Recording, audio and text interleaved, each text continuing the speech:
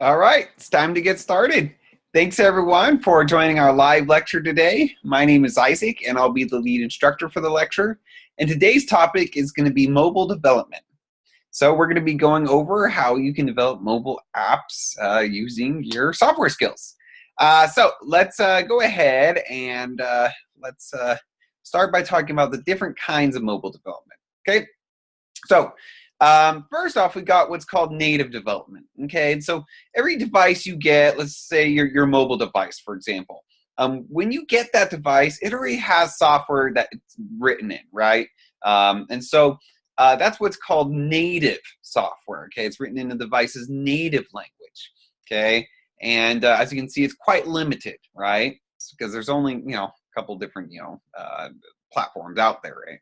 Android, iOS, and so now we've got another kind here referred to as hybrid. Okay, so in the middle you'll recognize this, right? This is a regular web app, right? We view, and this is not on the app store or anything like that, but we can still see it on a device. Okay, and then we have our hybrid app here. Okay, and a hybrid app is also referred to as cross-platform. And essentially, it's just a small website. It's running in a browser shell and has access to the native platform layer. Okay, so as you can see over here, we're using the technologies from our regular web apps, but we are wrapping them in the native wrapper, and we're serving them to each platform. Okay, so what this does is a couple things. Okay, so with a hybrid app, it makes it to where we don't have to develop different code bases for different platforms. Okay, so for example, if you wanted a native iOS app and a native Android app, you would have to go out and hire two different kinds of developers. Versus if you wanted a hybrid app, you could then launch that to multiple platforms and only have a single code base. Okay, so the great part about hybrids is, it's less work, in the long run, and we can use technologies that we're already used to using in the browser. Okay, so those are the kind of two big kahunas of today's web development. Okay, and today we're going to be learning about hybrid. Okay, so the technology we're going to be using to build the app, let's go ahead and start with Cordova. Okay, so Cordova is a mobile development framework. It allows us to use things we're already used to, like HTML and JavaScript, for cross-platform development. Okay, so the official documentation for Cordova can be found at cordova.apache.org. Okay, so you can view their documentation if you do any debugging or exploring later. Okay, the second technology we're going to be using is Ionic. Okay, and so the Ionic framework is a user interface framework that's going to allow us to quickly scaffold together an interface to where we don't have to reinvent the wheel, so to speak, and build it from scratch. Ionic has a bunch of built-up components we can easily just add to our Cordova app, and it'll make a nice clean UI. Okay, so now we know what we're using. Let's go ahead and let's talk about a specific restriction in regards to mobile development. Okay, and that is iOS. So if you want to write a native or cross-platform app for an iOS device, then you have to have a Mac so you have access to Xcode. Okay, so as you know, Apple's very exclusive with their products, and that goes for their developer products. So today we're actually going to be using, we're going to be building an Android app instead of an iOS app. And that way you can build it no matter, what operating system you have. Okay, so that being said, let's start off by installing Cordova so we have access to the command line tool. So how we can do this is, let's first come to our command line here, and let's say npm install -g, okay, and that means global on a machine, Cordova. Okay, so I'm not going to do this because I've already installed it, but if you don't have it installed, go and execute this command and it will install it globally on your machine. Okay, and after it's installed, we can use the Cordova command line tool to quickly scaffold together our own Cordova app without having to build things file by file from the ground up. Because you're going to see we're going to have hundreds of files we're dealing with, and it's really better that we scaffold together things this way than have to do it ourselves. Okay, so let's first, after we're done installing that, let's change directories onto our desktop. Okay, and then let's say Cordova create, okay, and then we'll call it hello world, okay, and then we got to give it the address. So this is going to be com example hello world. Oop, there we go, and we'll name it hello world. Okay, so now we've done that on our desktop. It should create that right here. See, we got that populated. So now we have a new Cordova project. So from here, let's go ahead and let's change directories into hello world, and let's open it up inside of our text editor. Okay, so we can view all the things about this. Okay, all righty. So let's go ahead and let's talk about what's going on here. Okay, so we've got the hooks, platforms, plugins, and okay, basically what these are these are empty folders which we're going to be populating with different plugins and platforms depending on the configuration we're going for with our application. Okay, so like I said, we're focusing on an Android application today, so we're going to be installing a bunch of dependencies for the Android platform. And this is where all that comes into play. Okay, so where all the action's happening is in the www folder here. Okay, and as you can see, this is the index, HTML, the JS, right? All the browser side stuff you're already kind of used to. So that's kind of basic breakdown of our what's going on in our Cordova app. So from here, let's go ahead and use a server to serve this, so we can see its connection process. Okay, so I recommend to use HTTP server for this. If you don't have that installed, you can install it real easy by going npm install -g http-server. Okay, and again, the -g is global, so it's going to install it globally on your machine. And like I did before, I'm not going to actually execute it because I already have it installed. Okay, so once you have installed, we just need to navigate to this, hello world directory, and then we can say http-server enter. Okay, and then it's going to launch it for us. Okay, so as we can see, it's local port 8080. So let's go ahead and let's navigate there. So I'm going to say localhost 8080. And then from here, let's go to the www folder. And as you can see, when we go there, it serves and launches this just like it would, regular browser.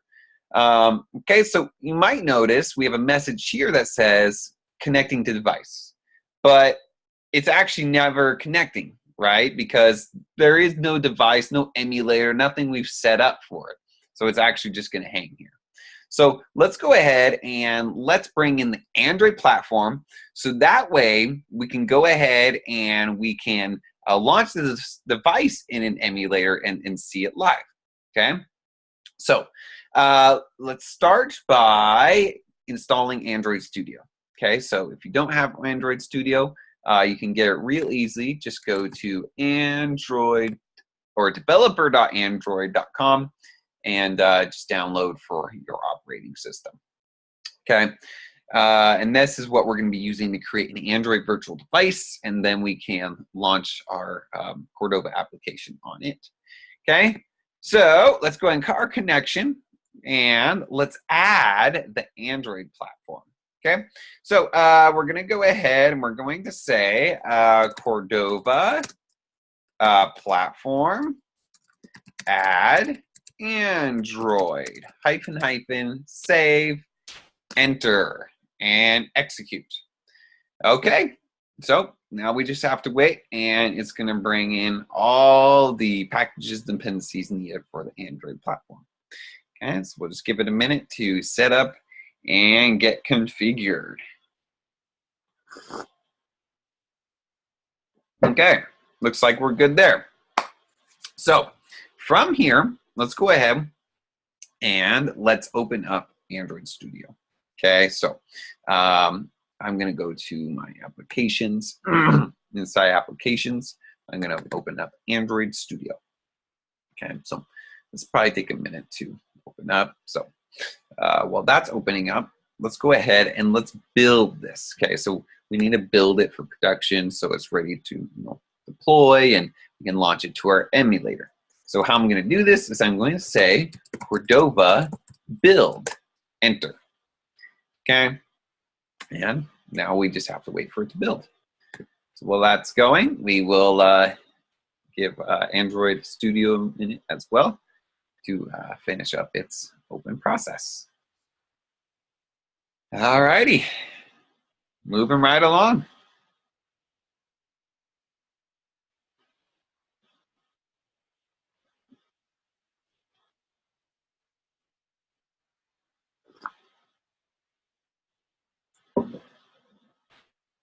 Okay, so looks like the Android Studio is almost ready to open up for us.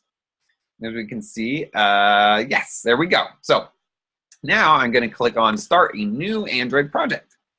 Okay, so it's going to take a minute, and now it's going to ask me, okay, what do you want to name it? And I'm going to just name it Coder Camps Mobile. Okay, we'll go next.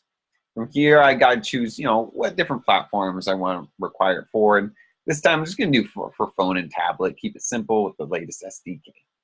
Okay, so we'll go ahead and click next. Regarding the Android SDK, that should have been installed as part of Android Studio installation. Okay, so from here, we got to choose activity. And I'm just going to choose empty activity. That way, it's not cluttered or anything to that nature. So we'll set next. Then I'll just keep main activity as the default, and we'll finish. So from here, more waiting.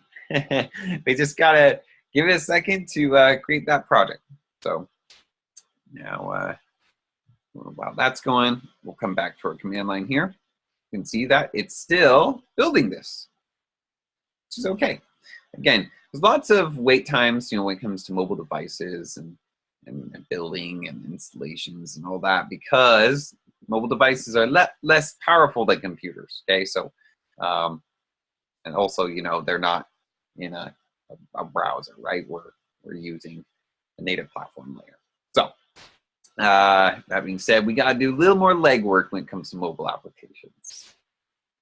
But it looks like our build was successful. Okay, so what that means is we just now have to finish creating our Android virtual device so we can launch our Cordova app. So I'm going to go ahead and close the tips here, okay, because nobody got time for that. And as we can see, it's wrapping up a couple processes down here. So we'll just let it do its thing. Okay, looks like everything was successful. Okay, so from here, we need to direct our attention to the AVD Manager. So you can locate this. If we go up here, we hover over this purple icon, we can see it says AVD Manager.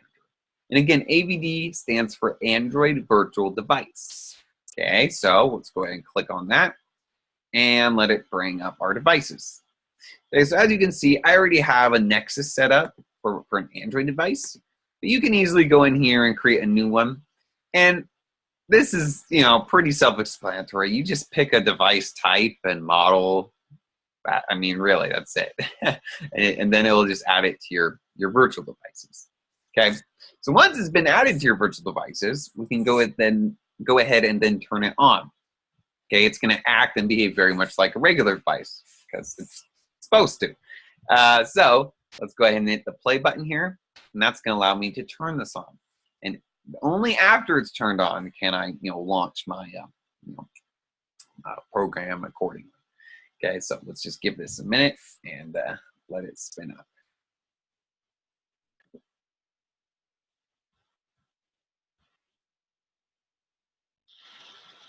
Okay. So from here, the device just needs a minute to turn on. So let's go ahead and give it that minute. Do its thing. Okay, so there we go. We have liftoff. So we'll wait for that to become fully functional, and then we will launch our built application to this device. Very close.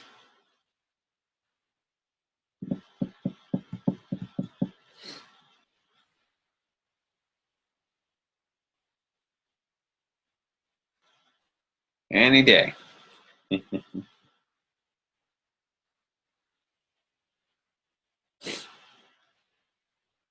Okay, looks like Android starting here. And looks good. Okay, we have a virtual device that is ready to go. So let's launch our application. Okay, so how we're going to do this is we're going to say Cordova run Android. Enter. All right, and now we just got to sit back and watch the magic happen. It's going to take our build and deploy it accordingly. Let's give it a minute to do that. We should see everything happen live here on our virtual device.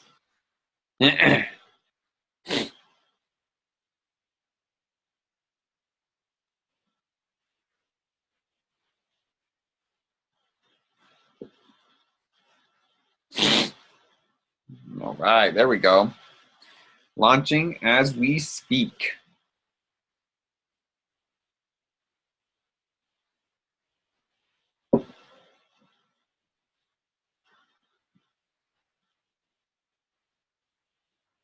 All right, there we go. We have a connected device, okay?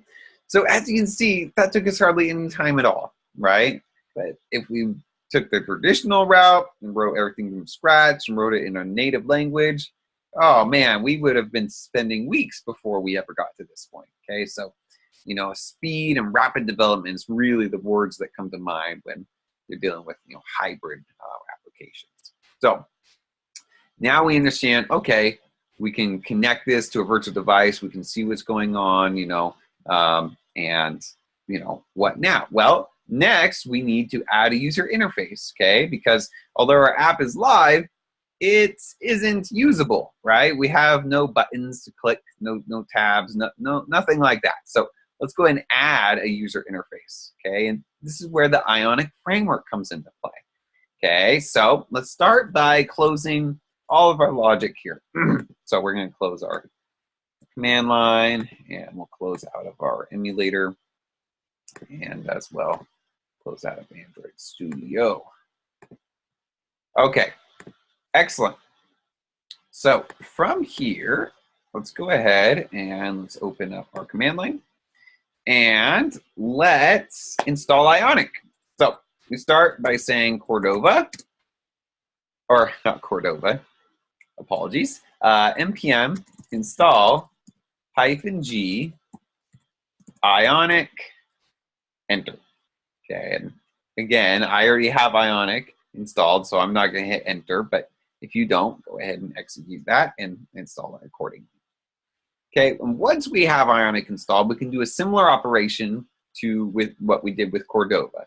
We can scaffold together an Ionic app without having to do everything from scratch. Okay, so let's go ahead and do that. I'm going to first change directories, and let's change it right onto the desktop.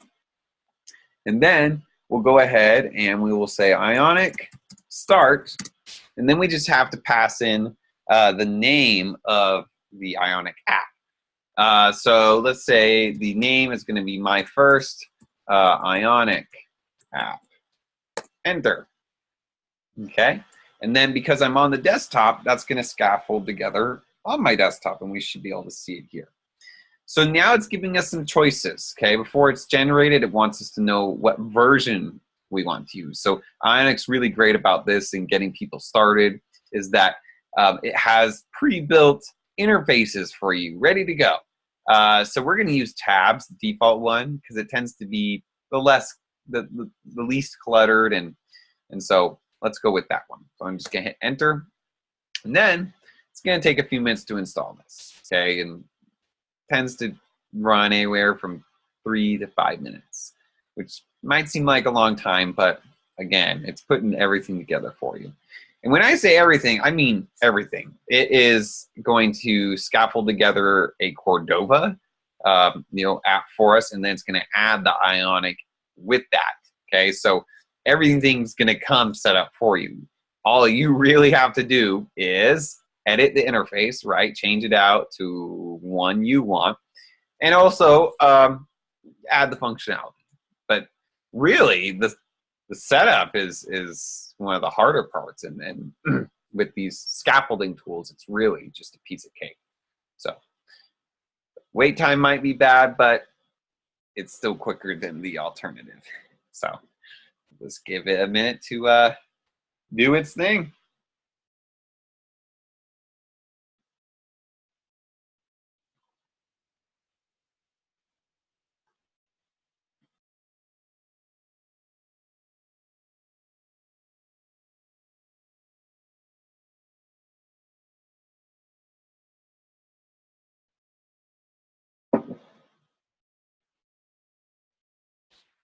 All right, making progress. Making progress.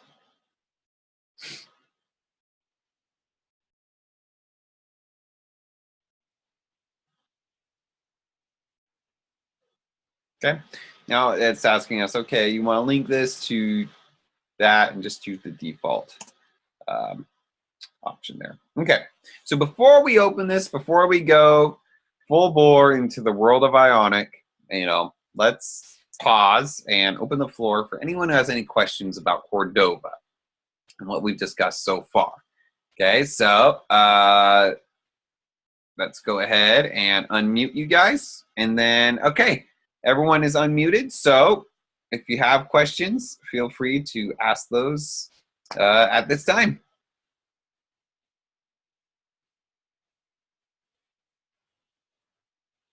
Any questions?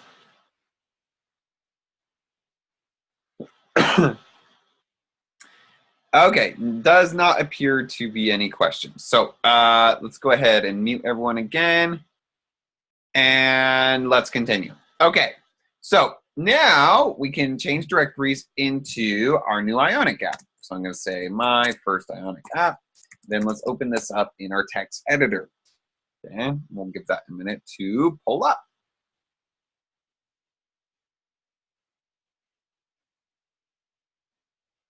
All right.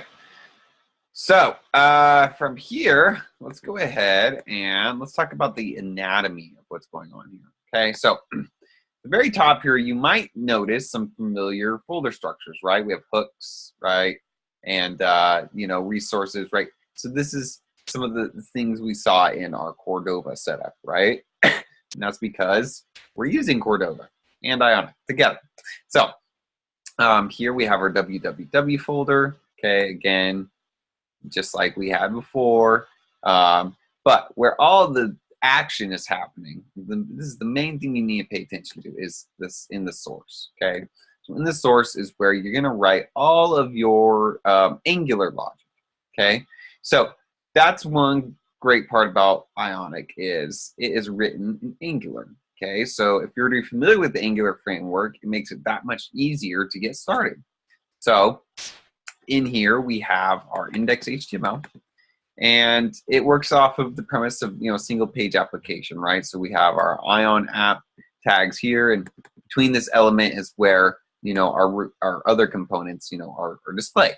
Okay, so let's go ahead and let's run this, and let's change some of the user interface that's already there, and so we can get a feel for how to create our own UI. Okay, so let's just run the command Ionic serve, enter. Okay, and now this is going to launch it inside a browser emulator for us, and we can go ahead and start messing with it from there. So let's give it a minute to do its thing.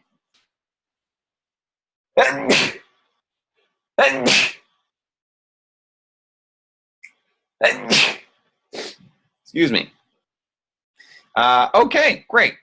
So as you can see, it's launched in our browser. So I'm going to click inspect, and then I'm going to click on the device simulator here. I'm going to click on iPhone 6. Okay, so as you can see, we have a nice mobile app, right? So as you can see, it already has some built-in text, and these tabs navigate to different pages, okay? So let's go ahead and let's add some of our own markup inside here, right? Let's change it a bit like we would if we were building an actual project. So I'm going to come into pages, and then I'm going to go to a home, and then inside the home, let's go ahead and between the ion content here, I'm just going to put in a whole new markup. Let's go ahead and say H1. We'll say hello world. Okay. And then right below that, let's go put in H2. We'll say Coder Camps is the best. Okay, so we've added our own custom content now. So let's just save this. And when we refresh here, we can see that it gives us our own custom interface now. Okay, so we literally can now do whatever we need. We can change out buttons and tabs and add, take away tabs. I mean, really, it's your playground now, and you just have to use your browser side knowledge, right? And just, you know, implement the different logic of what's going on in your app, which could be many different things, right? As you know, programming has all sorts of different projects. So this is just, you know, a base, explanation of how you can get going with Cordova and Ionic. But there's just so much more to definitely explore. So I definitely recommend that you take some time outside of this lecture to explore their documentation and their tutorials and get yourself more acquainted through their official references. Because it's really a great tool and it's definitely growing in popularity. So it's something that it's great to have on that resume. But besides that, it's about it for today's lecture. So let's go and open the floor for any other questions that anyone has at this time. Okay, so let's see here. The mics are unmuted. Okay, so the floor is all yours. Ask away.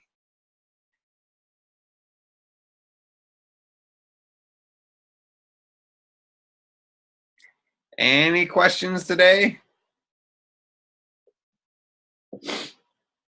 Going once? Going twice? Okay, all right, no questions. Well, if that's the case, thank you everyone for coming. Have a great day and happy coding out there.